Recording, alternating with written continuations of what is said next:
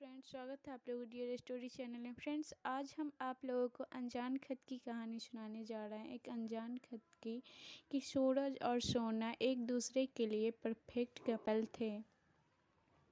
दोनों ने love marriage की थी। देखने वाले भी ये दोनों को देखकर खुशी से भर जाते थे। दोनों के बीच प्यार था इतना कि सूरज ऑफिस से जल्दी घर आ जाता सोना के साथ टाइम बिताने के लिए। दोनों हर संडे घूमने जाते। सूरज के पास हर वो चीज़ थी जो लड़की एक अच्छे पति में चाहती है। लोगों की नज़र में भी दोनों परफेक्ट थे। दोनों के दिन अच्छे से बीत रहे थे। दोनों एक दूसरे पर बहुत भरोसा भी करते थे। ऐसा ही एक रोज़ सूरज अपने ऑफिस चला गया और सोना घर पे आराम कर रही थी। तो उसने सोचा कि उन्हें कुछ सफाई कर ली जाए। तो सोना घर की साफ सफाई करने लगती है। साफ करते हुए वो सूरज की स्टडी टेबल के पास जाती है। सब कुछ साफ करने के बाद सोना सूरज के स्टडी टेबल के लॉकर को भी चेक करती है, तो वो लॉक रहता है। सोना उसकी चाबी ढूंढती है पर उसको नहीं मिलती। तो वो सोचती अब सफाई बाद में करूँगी। तब तक सूरज आ जाता है और दोनों एक दूसरे में बिजी हो जाते हैं। धीरे धीरे दिन बीतते लगते हैं। एक दिन सोना दोपहर में आराम कर रही होती है तो दरवाजे की घंटी बजती है। सोना सोचती है इस वक्त कौन आ गया। वो जाकर गेट खोलती है तो डाकिया आया रहता है, जो कि सोना को एक खत देकर जाता है। सोना सोचती है मोबाइल के ज़माने में ये खत कौन भेजने लगा। वो खत खोल के देखती है तो उसमें एक गुलाब की पंखुड़ियाँ नीचे गिरती है। सोना सोच में पड़ जाती है। फिर खत को पढ़ती है जिसमें लिखा होता है, मेरी जान सोना, तुम मुझसे दूर होती हो तो मुझसे बर्दाश्त नहीं होता। तुम हमारे प्यार को कभी भूलना मत। हमारा रिश्ता जन्म जन्म का है। और नीचे में लिखा रहता है, खत के नीचे में लिखा रहता है, तुम्हारा सिर्फ तुम्हारा। ये पढ़ के सोना डर जाती है कि कौन है जो उसको ये खत भेज रहा है। कहीं सूरज तो नहीं। पर सूरज क्यों वो मेरे साथ रहता है रोज़ और मेरा पति है। वो बहुत डर जाती है। सोचती है ये खत सूरज को दिखाऊं या नहीं। अगर दिखाया तो खामखा वो मुझ पर शक करेगा। ये सोच के सोना उस खत को छुपाने जाती है, पर वो डर के मारे सोचती है कहाँ छुपाऊं। जहाँ भी रखूंगी सूरज की नज़र पड़ ही जाएगी। वो उस खत को किचन में डाल के डब्बे में छुपा देती है और शाम तक खत के बारे में ही सोचती रहती है। तभी घंटी बजती है। सूरज घर आ जाता है और सोना से कहता है, आज बहुत थका हुआ हूँ, जल्दी से खाना दो, मुझे आराम करना है। और खाना खा पी के सो जाता है। पर सोना रात भर खत के बारे में सोच सोच के जगी रहती है। दूसरे दिन फिर सूरज के जाने के बाद घंटी बजती है। सोना जब दरवाज़ा खोलती है तो आज के खत के साथ साथ बुके भी साथ रहता है, जिसमें सोना की पसंद के लाल गुलाब रखे होते हैं। एक चिट्ठी भी होती है साथ में, जिसमें लिखा होता है, मेरी जान सोना, कुछ गुलाब तुम्हारे लिए हैं। ये तुम्हारे पसंदीदा है, जो तुम कॉलेज में अक्सर कहती थी कि कोई तुम्हें गुलाब दे, ये तुम्हें बहुत पसंद है। फिर उस खत के नीचे फिर से लिखा रहता था, तुम्हारा सिर्फ तुम्हारा।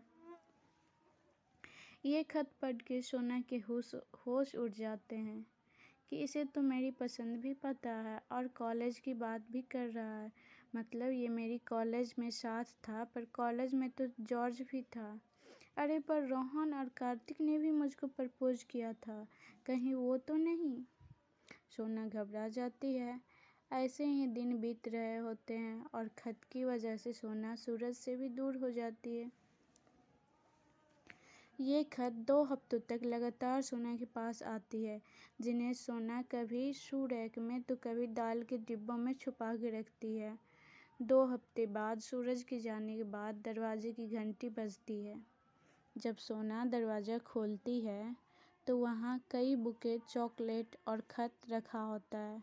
सोना जल्दी से सब उठा के अंदर रखती है और खत खोल के पढ़ना शुरू करती है कि खत से सोना की फ़ोटो गिरती है।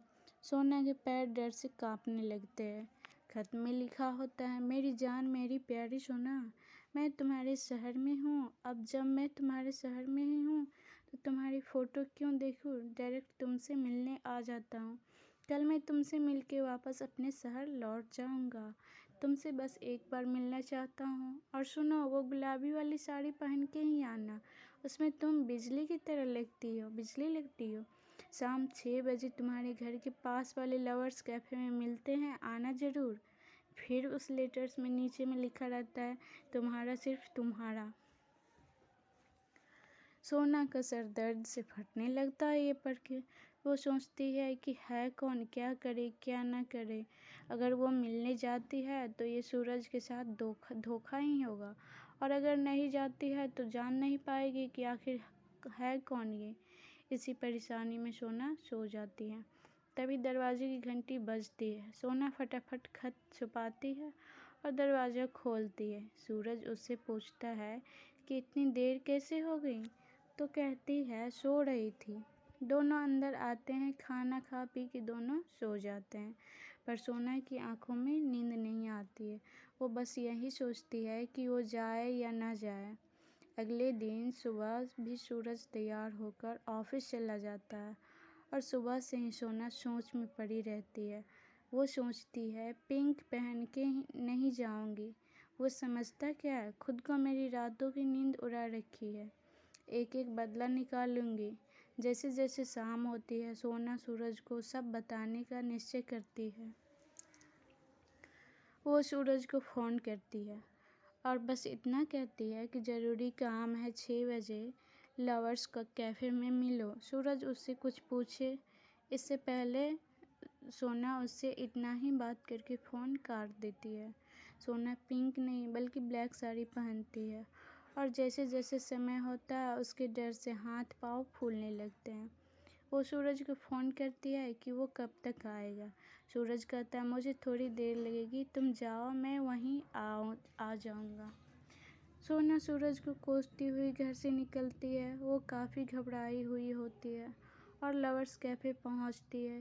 काफ़ी अंदर की तरफ एक आदमी गुलाबी शर्ट पहन के दरवाजे की तरफ पीठ करके बैठा होता है वहाँ। सोना गुस्से में उसके पास जाती है और पीठ पर हाथ रखती है। तभी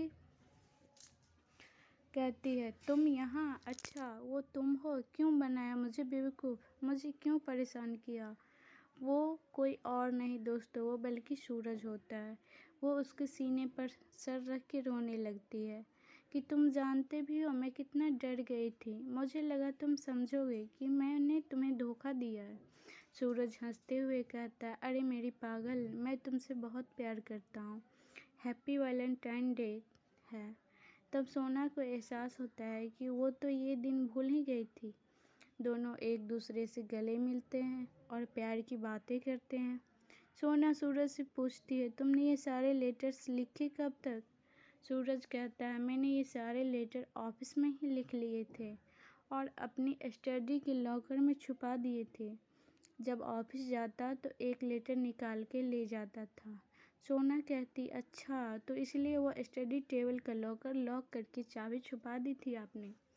दोनों मुस्कुरा उठते हैं और अपनी शाम को और भी हसीन बनाने की कोशिश करते हैं।